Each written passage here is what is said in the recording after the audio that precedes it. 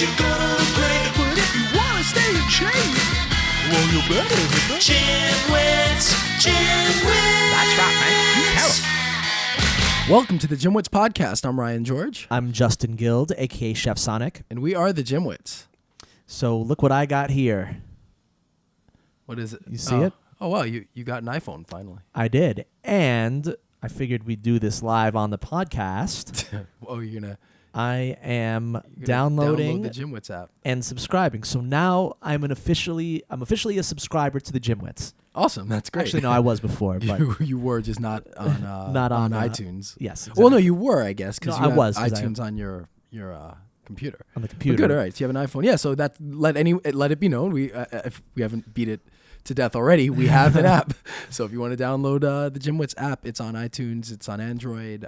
Makes things a little bit easier. We're right there on your phone. So And it's awesome. You can say that you have the GymWits app. Some bonus content on it. So yeah, definitely download the app if you haven't. So we get that out of the way now instead of at the end of the podcast. So what did you think of Ronda Rousey's recent fight? Okay, We'll talk a little bit briefly about it. MMA. So and this ties into Yes, our it conversation today.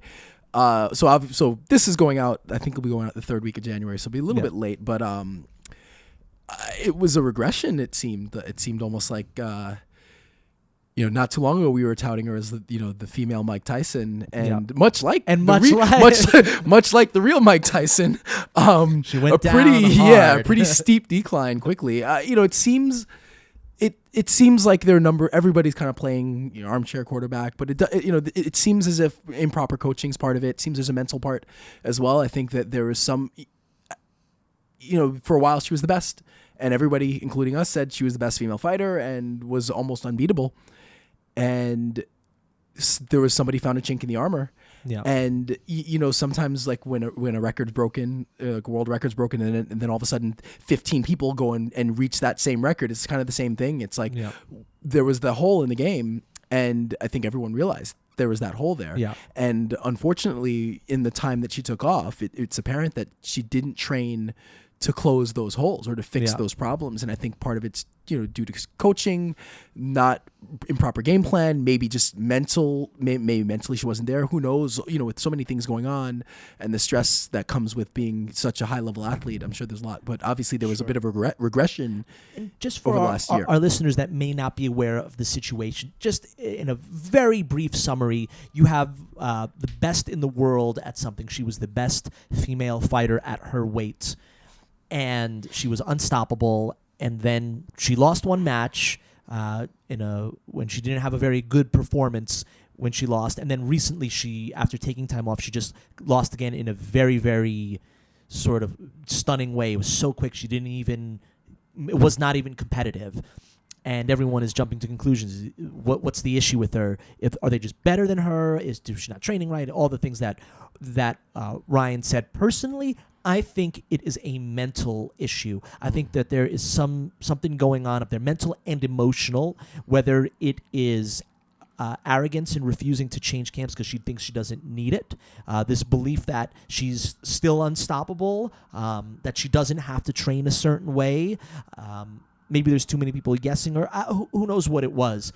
But it's a big case in an athlete sort of spiraling out, and she could still come back. She has the tools if she wants to, but I think it segues perfectly to our discussion today with Richard Scott. Yep. He was on a previous podcast a year ago or so, but today he's going to talk about performance with athletes as it refers to their mental state and their emotional state, and the way that he works with it and the sort of ideas that he preaches. But there's something for everyone. And so even if you're not, quote, an athlete, he talks about performance, tons of just for great performance information in life. And yes, it is definitely applicable to everyone out there. All right. Yep. So that's it. So I guess without further ado, let's go to the interview with Richard Scott.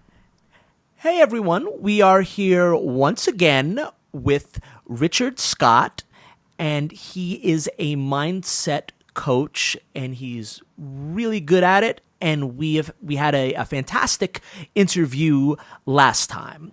So, hey, Richard, how's everything? Really well, really well. Yeah, it's been about a year now since we last spoke. Lots of things have changed, lots of developments over here. But yeah, things are going great. Time flies. Yeah, actually, and you're our first repeat guest, actually.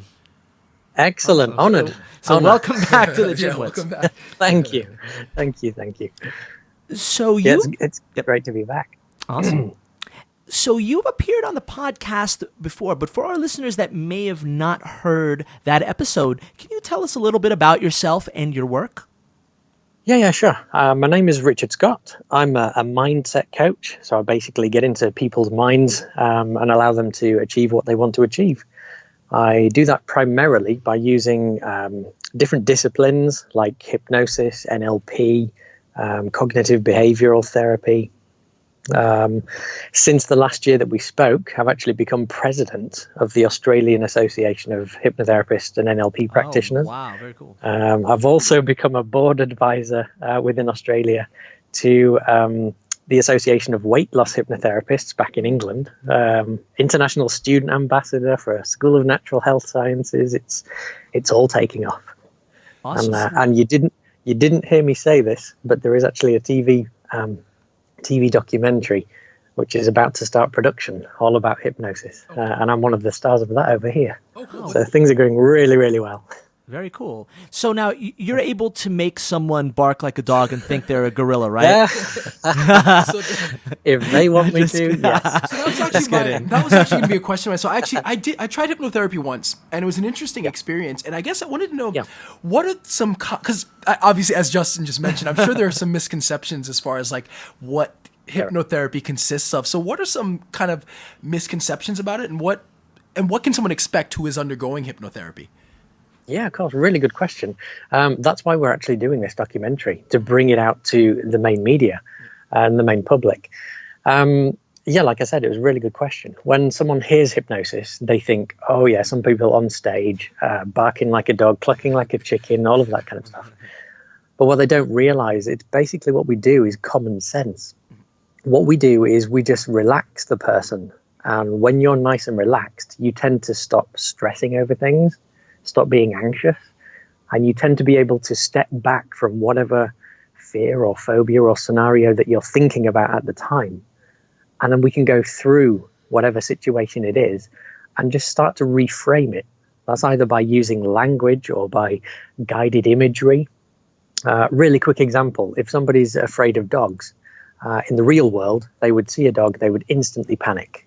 Now, that would come from some kind of scare that person might have had at some point in their life, or they may have just seen a program about a really vicious dog, or something's triggered in their mind that dogs are dangerous. So what I would do is get them in the office, in the chair, or if I do it over Skype, wherever they're comfortable, get them nice and relaxed and have them imagine a dog, a controlled dog, maybe a bit of a distance away from them, and get them to realize how relaxed their body feels while they're still imagining that dog. And then bring the dog a little bit closer and a little bit closer. It's almost like exposure therapy, but it's just in your imagination. And once your brain kind of thinks, right, I used to panic at thinking about this dog, but now I'm really relaxed. What's going on? And it starts to think differently. We just basically apply that model to different scenarios to like reduce stress, reduce anxiety, drop fears, phobias, even weight loss. Particularly in this time of year, it's like New Year's resolutions. Everybody flocks to the gym, trying to build these resolutions in. Sometimes they kind of start flagging after a while, but it's down to me to kind of put those messages into their mind and have them, by some means, apply this technique in the process of achieving these resolutions. Wow. Yeah, I can talk about it for days. Sure, you could. Answered the question. That's great. So last time I checked, we were the GymWits was a fitness podcast. So can you tell us a bit about how your work could apply to fitness, health, and exercise? Definitely, yeah. Well, like I just said, what I can do is get people a lot clearer in their minds. People are usually under some kind of stress, pressure, nerves, tension, strain, all of this from whatever kind of influence, whether it's culture, religion, society, your upbringing. There's a whole load of stress out there. And if people want to get clearer in their minds and then apply themselves, they achieve much better results. In the area of kind of fitness and sports, what I basically do is I can get people nice and relaxed and then increase their concentration. I can have them speaking better internal dialogue to themselves. I can have them decreasing any kind of distractions around, which is really important in the field of sports. I know a hell of a lot of golfers who have used hypnosis because of pressure on certain shots. Wow. And what they can do is get themselves, I mean, Tiger Woods, for one, he used hypnosis. When he got into the zone, when he was striking the ball, he would do a few little set movements before he did it. And it just put him into this hypnotic state where he just dismissed any distraction around him. And all that existed in the world was his club, that ball, and the hole that ball was going to go into. It's like everything else just vanished. And it's that kind of sensation that I can enhance for people, particularly in sports performance and increasing self-control and confidence and efficacy, all of this kind of stuff. I can get you to focus your mind and then apply it without distraction. And that's when you apply that to the sports arena or the fitness arena, it just gives you that extra edge, that kind of killer instinct. And I learned to use it myself when I was introduced to hypnosis by my karate instructor. When I was the ripe old age of 9, I didn't know what the guy was doing, but he was having us all relax and focus in and get ourselves in the zone. And it worked because in 3 years I became a black belt. And it was kind of the fastest process through the black belt system in the UK. So I became the youngest Taekwondo black belt in the UK. And I think it was down to that focus caused by the hypnosis that he was using. And I thought, right, this is great. So I then applied it to myself through school. And in going through school, I found myself in all the sports teams, smashing all the school records, just because I had this focus where I was so determined to achieve something and nothing would get in my way. It was all this mindset.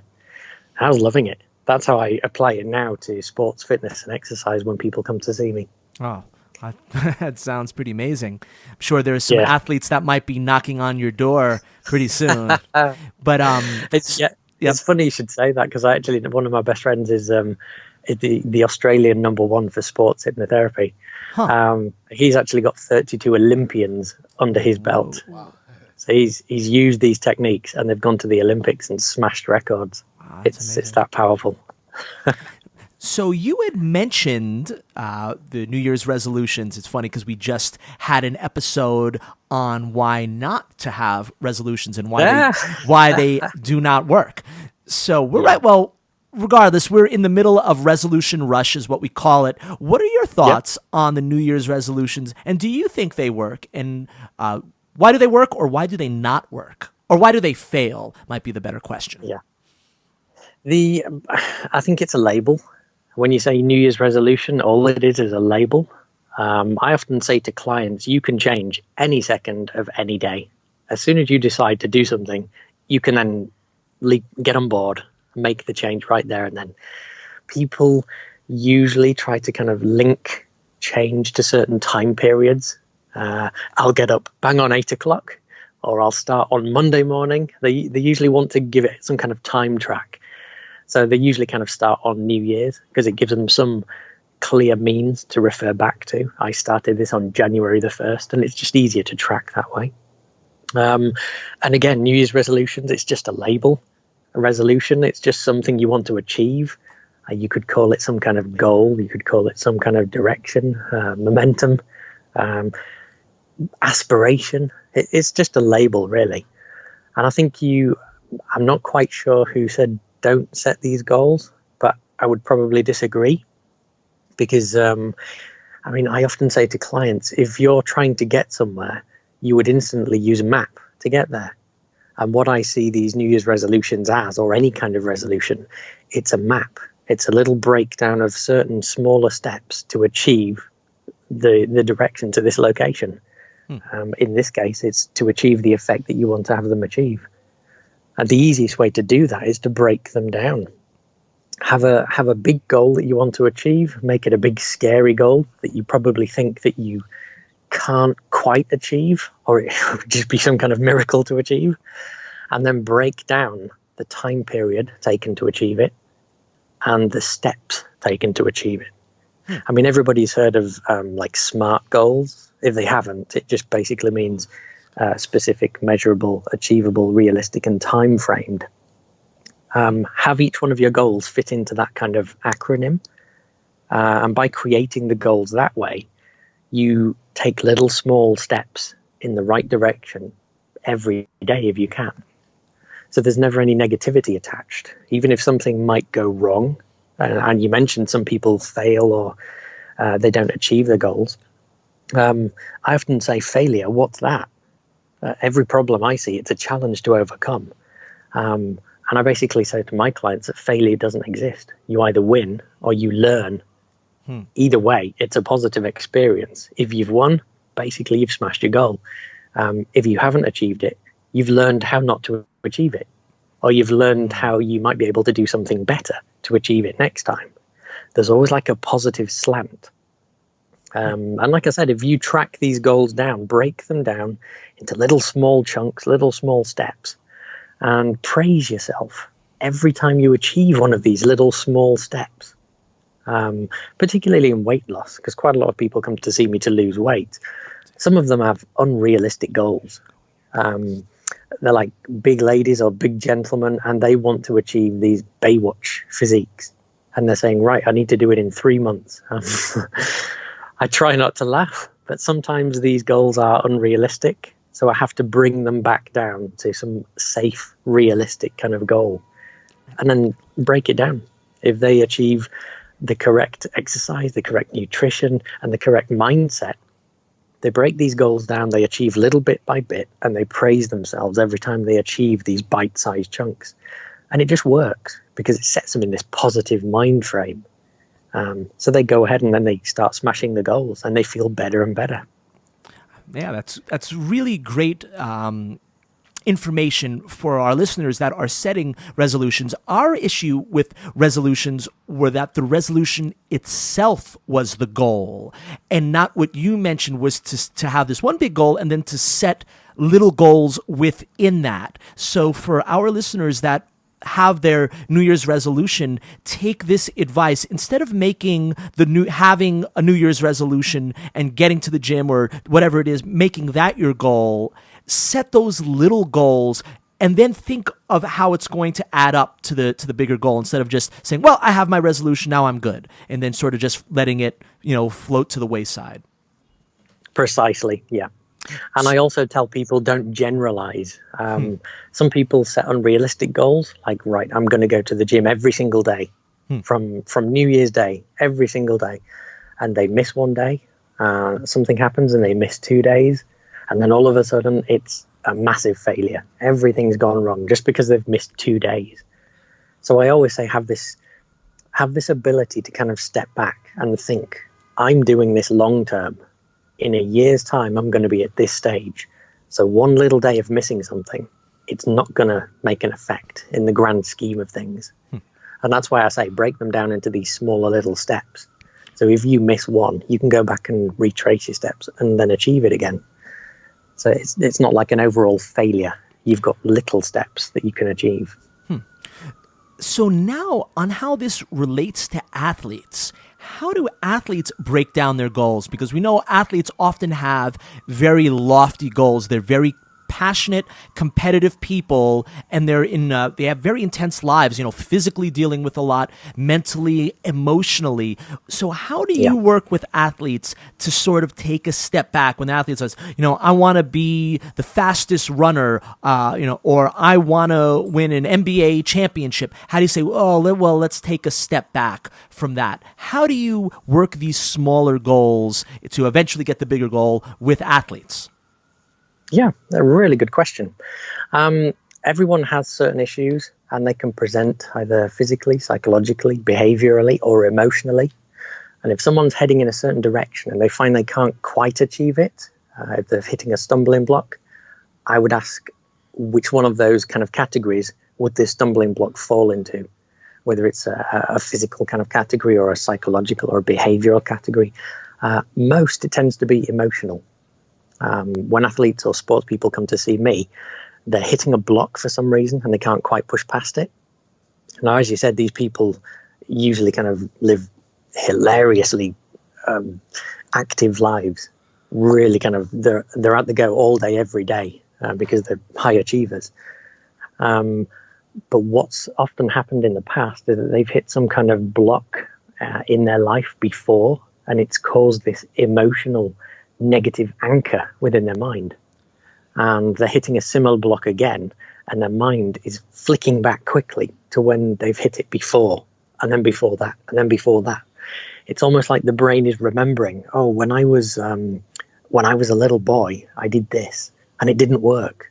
So I'm going to try and do it again now, but I don't think it's going to work. And they carry that kind of negative mentality into a situation. And some people don't even realize that's what they're doing. So I can then trace them back through their life, get rid of any emotional baggage, any emotional negativity.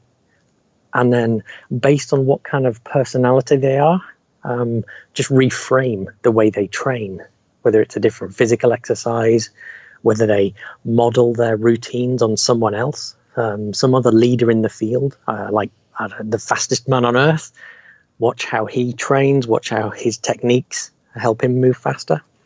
But in releasing this emotional stuff that's been trapped in the past, they find they have absolutely bags more energy, drive and motivation to achieve what they want to. And let's face it, some people aren't physically built to achieve certain goals. So if you put yourself up against the fastest man in the world, let's say, and you just basically don't have the physicality to run that fast or move like they do, that's a physical problem, isn't it? You have to basically train your ass off to get to a certain level. But you should have a coach, and they should clearly be straight with you that you are not going to achieve that kind of level. But sometimes people have to be realistic. You can always strive to be this best person in the world, but if your physicality isn't going to put you there, no amount of training, I don't think, is going to get you there. But in saying that, that's a negative mindset, isn't it? Yeah. So I can then put it back on the athlete to be the very best person they can. One of the biggest mistakes that people do in the normal world is compare themselves to others. And I'm often saying, no, be the best person you can. But then in doing that in a sports arena, you do have to compare yourself to others. And the only way you can do that is to model how they run, how they train, what they can do, and then try to step it onto the next level. For some people, that's not a realistic achievement. Mm-hmm. It's just not done. But for everybody, in my case that I've seen, everybody has stepped it up to the next level, whether it's been bike speedway world champions, like I said earlier, taekwondo world champions, right down to little school kids. I've had people come to see me because somebody wasn't very good at tennis, somebody wasn't very confident at playing football, and I've just run through in their mind and got them to step into almost like the physicality of somebody else, one of their heroes. They've seen how they move, how they train, and like an actor, I've had them step into the shoes of that hero. And then what's happened is that the little boy or girl or whatever client it is that's come to see me, you can see them when I'm actually telling them to do this. You can see the physicality change. It's like they stand up straight or they sit up straight, their chest puffs out. They take on this kind of Superman physique. And you just see in their whole physicality that they become unbeatable and they have this self-belief in them. And it's often the case where I get a call back from parents or the client themselves saying, wow, this is amazing. What have you done? I can't remember that much, every detail of what you've said to me, but these results are amazing.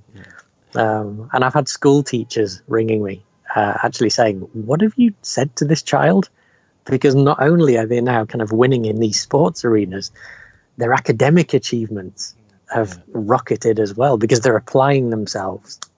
So it's apparent that like the mental approach to sports and athletics is really important. But and as you mentioned, like Tiger Woods has used it, and I've heard of other major athletes that do it. And Mike Tyson comes to mind, tons of other athletes. But it still seems to be overlooked, especially at the youth level of sports. And even you mentioned just with your anecdotes with kids how effective it can be. Why do you think kind of the mental approach to athletics is overlooked like it is?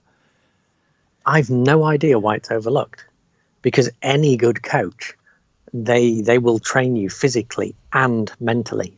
Now, they might not be qualified to track back through certain kind of emotional states or whatever, but that coach should get you in the zone, absolutely in the zone mentally, and have you pushing yourself further than you've ever done before, mentally and physically. But yeah, I think in this particular case that we're talking about, predominantly I use hypnosis. And when you say hypnosis, because it's got such a bad stigma, it's dismissed straight away. And because the industry in general is not as regulated as a normal medical industry would be, people's I don't know, their mindset around hypnosis is, oh God, it's mind control. He's going to make me do things I don't want to do, or they just see it as this stage joke. But what we're trying to do, especially in this documentary that's going to be filming this year, we're taking hypnosis from different arenas. We're having a stage hypnotist, we're having a body language expert, we're having a sports performance expert.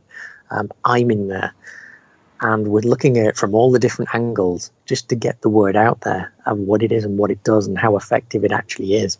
And I'm seriously let down that it's not more prevalent in training younger kids. So, because once you have that mindset, you become unstoppable.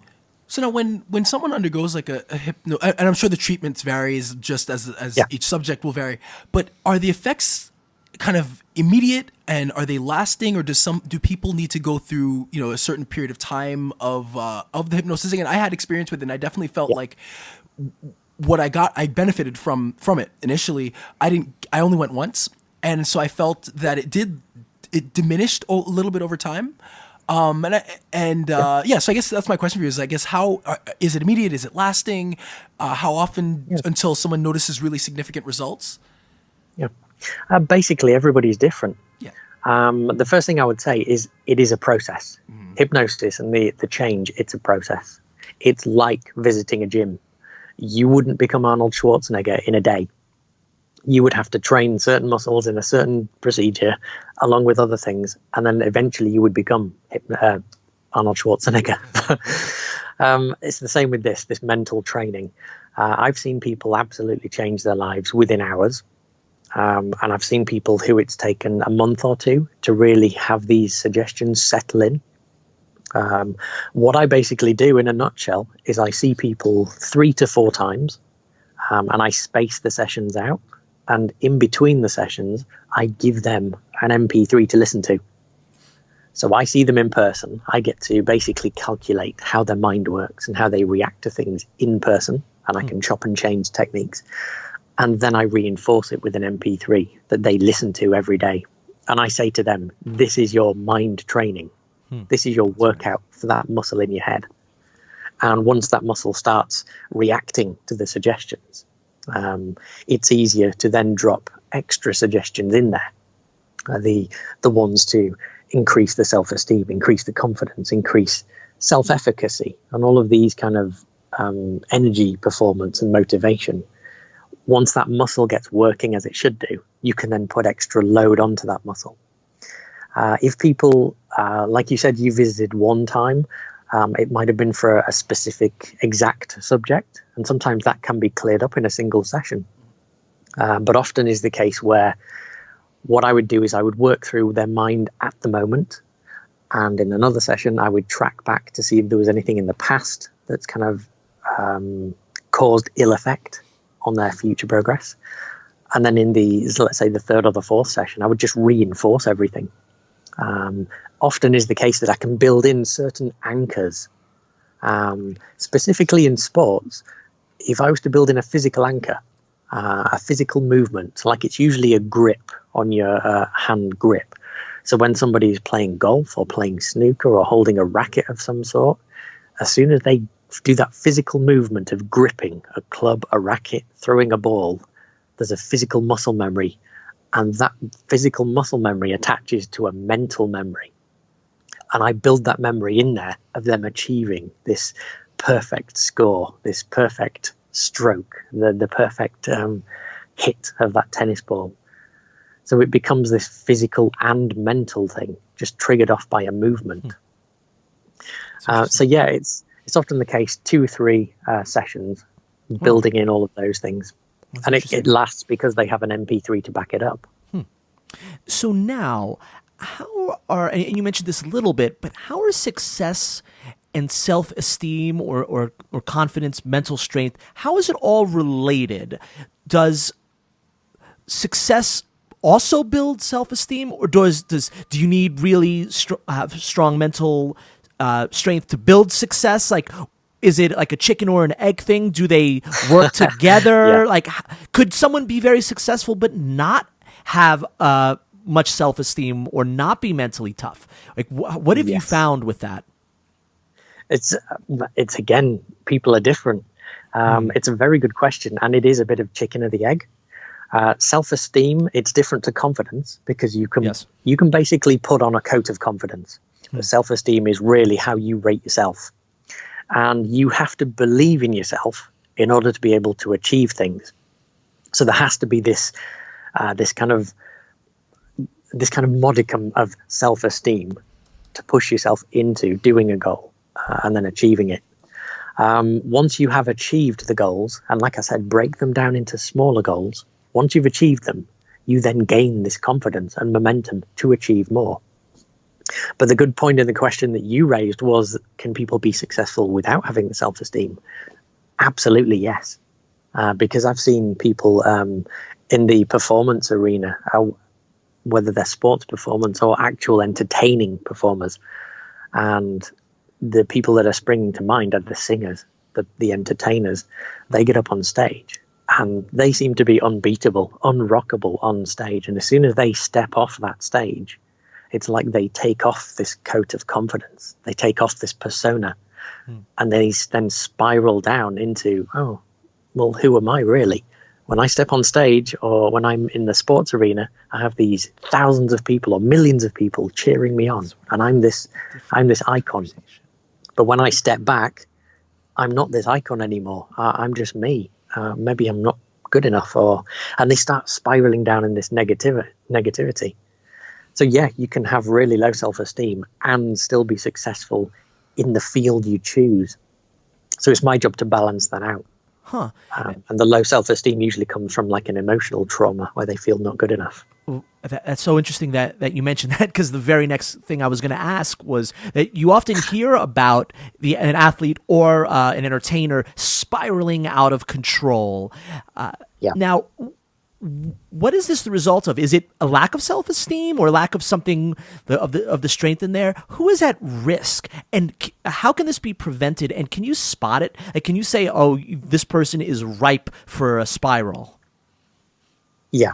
When somebody steps into this realm of success, there should be somebody monitoring their mental state, because what they're doing is they're basically performing.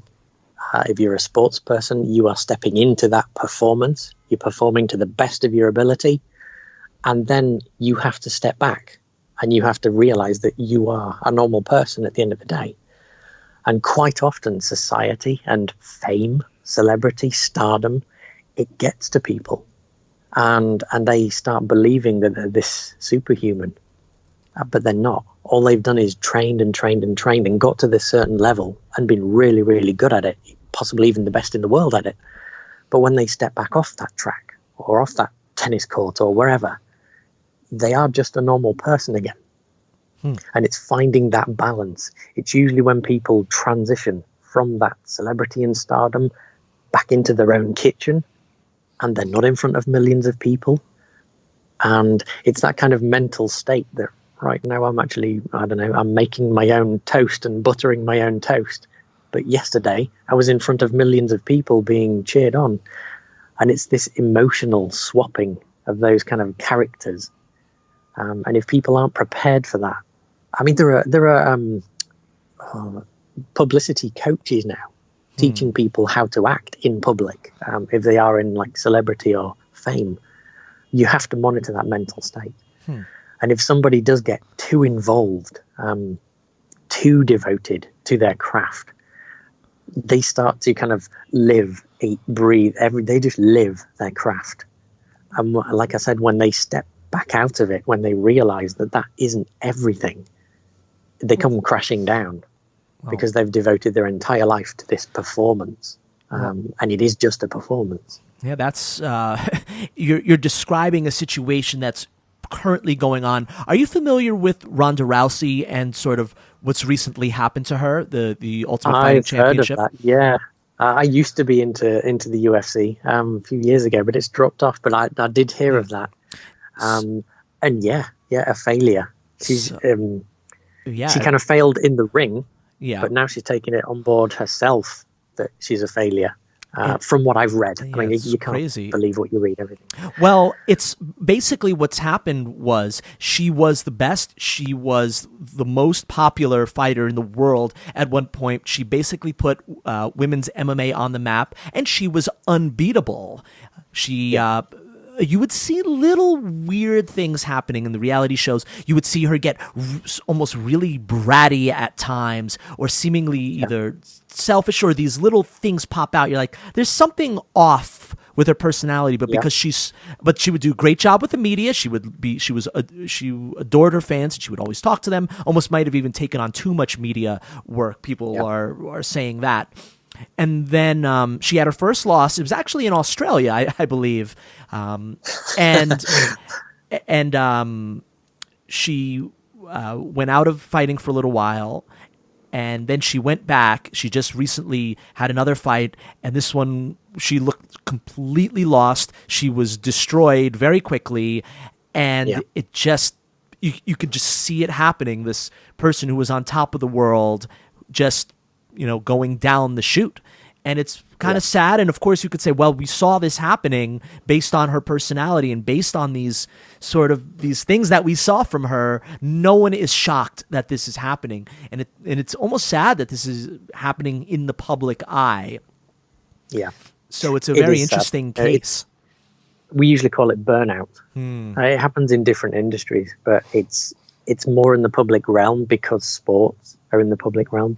And especially when you're the best in the world, you have media everywhere. You're in all the papers, plastered all over the internet everywhere. And if your mental state isn't monitored really clearly, and if you haven't got somebody either cheerleading you or ass kicking you when you need it, your mind tends to run away with that kind of fame and stardom. And if something does go wrong, because you've poured so much of your life into this performance in the ring, and something has now gone wrong, you see your whole life failing. You tend to generalize because that's what you've lived for. That's what you've dreamed for. Something goes wrong, your dreams are shattered. And if it's not monitored, your whole life can be generalized as being shattered. So how do you deal? Like, what would you say to Ronda if she came to you? She's like, I'm a failure, even though she was so massively successful and she's done more for the sport than basically anyone. If she came to you and said, what do? I've lost my last 2 matches. I'm depressed. I'm a failure. How could this happen? What would you say to her? Instantly, I would reframe it into positives. What has gone right? What has been a positive in your life? Even if it isn't right now, what have you achieved? What did you get to? Where did your training get? And instantly what you've just said was, I was the best in the world. And she's had that accreditation. But the world is fluid. The world is ever changing. There is always somebody out there somewhere that will be better than you. And you have to have that in your mind somewhere as almost a resilience plan, because it can be so conceited to imagine that you're the one person in the world that's the best at absolutely everything and no one else is better than you, because there will always be somebody better. And it's always better to be prepared for that and be in the mental state that I'm just going to do the absolute best that I personally can on every situation. And then reframe it as what I've done so far, my very best. has put me to be the best in the world. It's put me in that position. But there may still be somebody out there that can be one better. So what I'm going to do is keep training to be the best person I can possibly be and try and maintain this and have that kind of momentum. I would go through with her, I would sit her down and say, right, even if you didn't do any of this, you're still a person. You're still as valuable as anyone else on this planet. Quite aside from any kind of performance, anything that you've ever done in life, you're a person and you're just as valuable as someone else. You eat the same way, you get rid of your food the same way, you're the same as everybody else. But you just had a talent and an ability that you've applied yourself to. But it's that confidence versus self-esteem issue. And if they're not addressed, if that self-esteem and her belief in herself as a person isn't strong, that's when people start to become anxious and they spiral into this depression. And then I know I'm not qualified to quote on the medical or the pharmaceutical, but in my experience, the people who've been on these heavy medications for the antidepressants or the anti-anxieties, it basically narrowed this band of, let's say, experiencing for the person. They experience less low moods, but they also experience this less high moods. Their feelings are kind of trapped in a narrower band of expression. So they kind of say, right, I'm not feeling as depressed anymore, but I'm also not feeling as happy. I'm kind of almost zombified in this neutral feeling. And that's what I found when people have gone onto the pharmaceutical route. Yeah, sure, it's worked for some people, but there are a lot of people who are taking these antidepressants that are then not living the life that they need to, because they're kind of walking around as emotionless zombies. And it's sad to see this, especially in the sports arena, when someone's achieved something and then they've spiraled downwards and they've gone into depression and they've become this zombie. It would be my job to bump up their own self-worth and get them to apply themselves to another goal. It might not be the best to be the best in the world again, but it might be to inspire others or to help train others or to apply your professionalism somewhere else. So, because there's always something you can do to help others, and it would be to push them in that direction. So let's say when you have that person who maybe is in a bad place or maybe not, but they've never set goals, but they're ready, they're open to trying it. Like, how do you approach that person? It could just be the average person, it could be an athlete, but anyway, just how do you approach them where maybe they're open to it finally, but they just haven't done it before? I would basically ask them what they want to achieve and why they want to achieve it.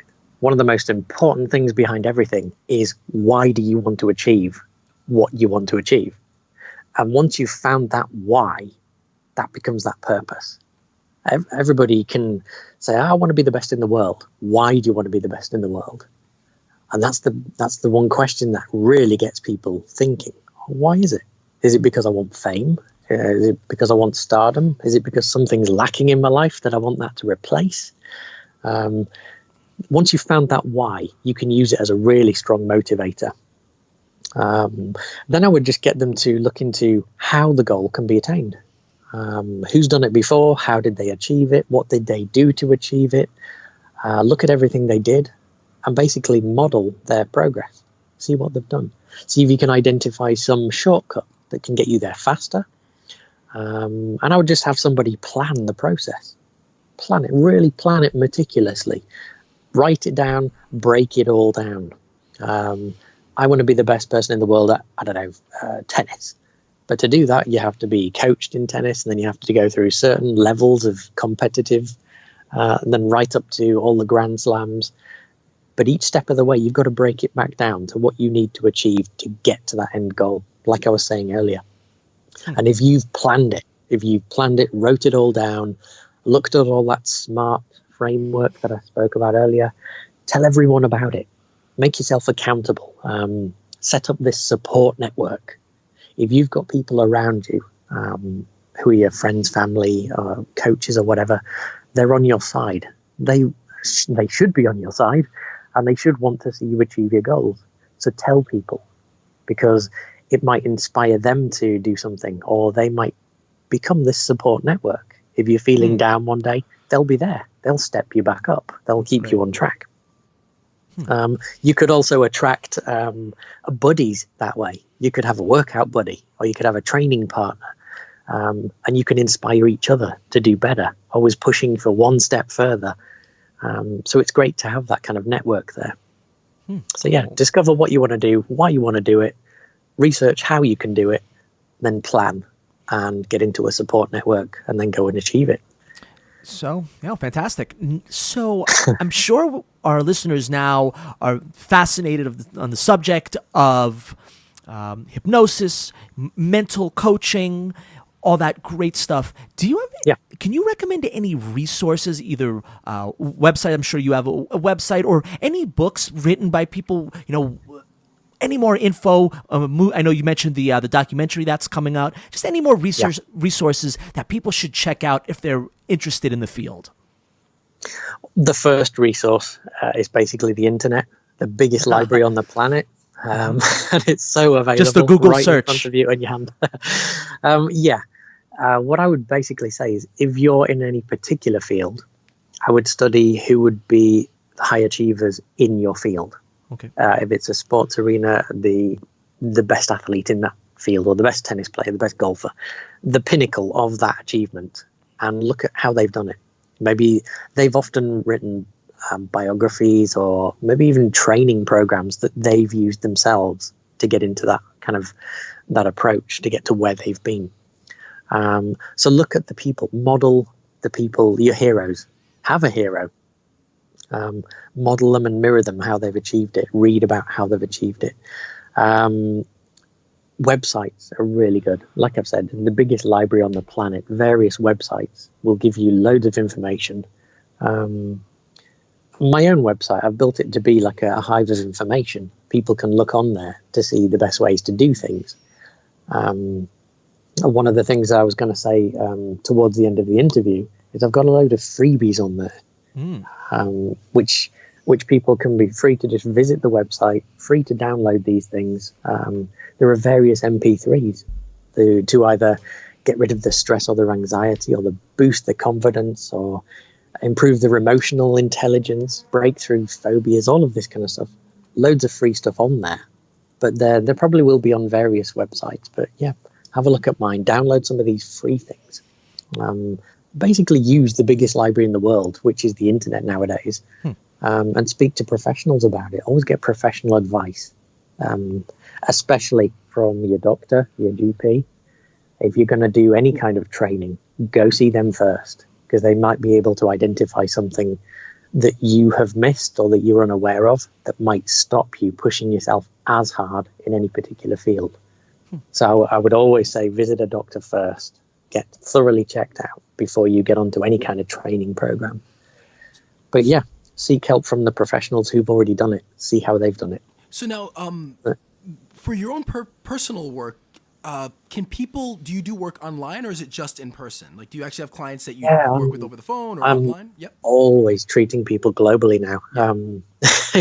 It's actually a bit of a joke when I go meet people around here in Australia. Because I say, I was treating someone at 2:00 in the morning, and then another one at 4:00, and then another one at 6. And these people are all over the world. I was speaking to somebody in New York this morning. It was Greece this afternoon, whatever. Technology is amazing. As long as I can hear the person, or even better, if I can see the person, like Skype. Traditionally, I used to use one-to-one sessions, which I still do. But the majority now is Skype, and it's global, because all I have to do is see that person and them hear me, and listen to what I'm saying, and me see how they're reacting to stuff. And it's just achievable. It works. That's great. Right, so what's your website? Like, how can people contact you or find more information about you? My website is www.mynd.works. That's MYND.works. That's the full website, mind.works. If you can't find any particular answer to any question on there, you can use the contact page, which is on there, and just send me a direct email. I'll read it as soon as I can and get a message back as soon as I can. And like I said, on that front page of the website, there's a free section. Go visit that. get all your listeners to go visit that, because it's full of freebies that they can download. There's even a free consultation that I offer. It's a half an hour chat, one-on-one with me. It can be done in person, in Skype, over the phone. And it just basically allows me to ask a load of questions, and then to have that person really define what their ultimate success would be. So we can uncover challenges, we can renew your mindset to give it a bit of a re-energized burst, and then make a little next step action plan. This is all for free. It's a half an hour free chat. That sounds People like an often go unbeatable away. deal. Yeah, they go away knowing what they want to do, roughly how they want to achieve it, and it's never going to be a pressure sell. If somebody wants to proceed with this, they can. If not, all I've done is given the best advice I can, and that's good in my mind. That's great. Now, is there anything else that you would, any parting words of wisdom to share with our listeners? Words of wisdom. Not that you haven't given us an encyclopedia worth already. If I was to say one thing, I would say keep your mind in the moment right now. Great. If you're too busy thinking about the past, you can't direct yourself from where you're going now because you're too busy looking back. You can't drive a car forward if you're looking through the back screen. And again, if you're fearing about the future, you're also not appreciating the present moment. So if you think about it, all that ever exists is this moment right here, right now. You can't change the future. You can't change the past. You can just influence what you can do right now. And if you want to achieve something in the future, take steps right now to change your future. So just keep yourself in the here and now and do the best you can. Fantastic. Basically it. Well, Richard, thank you so much for your second interview. It was fantastic, and there was just so much great information that you gave us, and I hope that everyone has really enjoyed this interview. So once again, Richard, thank you so much, and we look Absolute forward pleasure. to speaking with you again. Oh, Ryan wants hopefully be our first third interview. Yeah. Let's book in a time for next year. Perfect. Perfect. Thanks, guys. All right, Richard, great. Thank you very much. It's interesting how you can tie athletic performance and preparing yourself for peak performance to just everyday life, and how all of the principles, even though the conversation was a little bit more geared towards athletes and performance, it all ties to anything. No matter what we all have goals, and we're a fitness podcast, but people have goals for all kinds of things, whether it's education, career, to being on time, whatever it is. These principles apply, so it's not just for athletes or elite athletes. Yes. And I think people seem to put sports and fitness into its own boat because there's this assumption, it's only for this select few that have these God-given abilities. But if you think about it, no matter what you do in life, if you're looking to achieve something, you have to have the mental strength, mental preparedness, the self-esteem, the confidence, all those things to get to where you want. And this whole mental coaching and seeing someone that can strengthen those qualities really seems like a worthwhile endeavor to really check it out. And I'm really curious to know for our listeners, is this something that you would do? Could you see this really helping you? Or have you gone through mental coaching? I know that you said you did it a little bit. Would you consider doing it again? Yeah, absolutely, I would. Definitely something I would want to get into. There definitely, and that's why I asked the question, what my own perception of what hypnotherapy was completely different from the actual, what I was doing. And I think, they're the kind of like parlor tricks that you'll see on TV or comedies or like, a stage magician. But then there's real hypnotherapy. And at least from my experience, it did work. And I felt, for me, it was never like I was completely out of it or I was like not in my body. In fact, I know I talked a bit about it before, so I won't go too much into detail, but I was there. I was kind of aware of what was going on, but I also felt like it was like kind of somewhere half between sleeping and being awake. But the most interesting part of the whole thing for me was at the very end, like he kind of says, okay, we'll wake you up. Counted down like 3, 2, 1, and I was up. And I remember like when he got to 1, just a rush of wakefulness coming back to me. So it was interesting that I was almost like asleep or half asleep. But then when he said one, I was awake, and I don't know why that one feeling was interesting. But I do remember it made a difference for me. So something that if I had something that I really wanted to work on, I think I would totally do it. Yeah, me too. It's something that I might look into in the very near future. I have a lot of goals, as does the GymWits. I'm sure that you do have your own personal goals, as do I.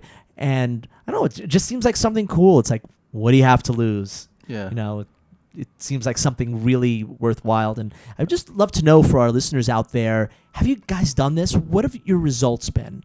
Because it's something that I'd like to do. I'm sure Ryan might look into as well. Well, I think part of it is like just unlocking your mind. Like I do feel like we're in our own heads too much sometimes, and there are things that kind of hold us back, mentally hold us back. I know for me, that's always been an issue. Sure. So I definitely think that just the coaching helps to open that up and to kind of. Because we know it's not like we're unaware of it. It's like we know the things that hold us back. So I'm sure there are people that are unaware. But even though you're aware of it, you even know it's like, oh, I'm procrastinating or I'm doing this. You still can't break out of it. So I think that is a place where it has a lot of value.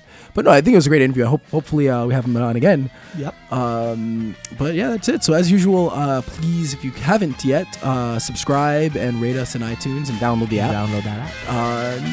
That is it. So Ryan George. I'm Justin Guild, aka Chef Sonic. And we are the GymWits. GymWits.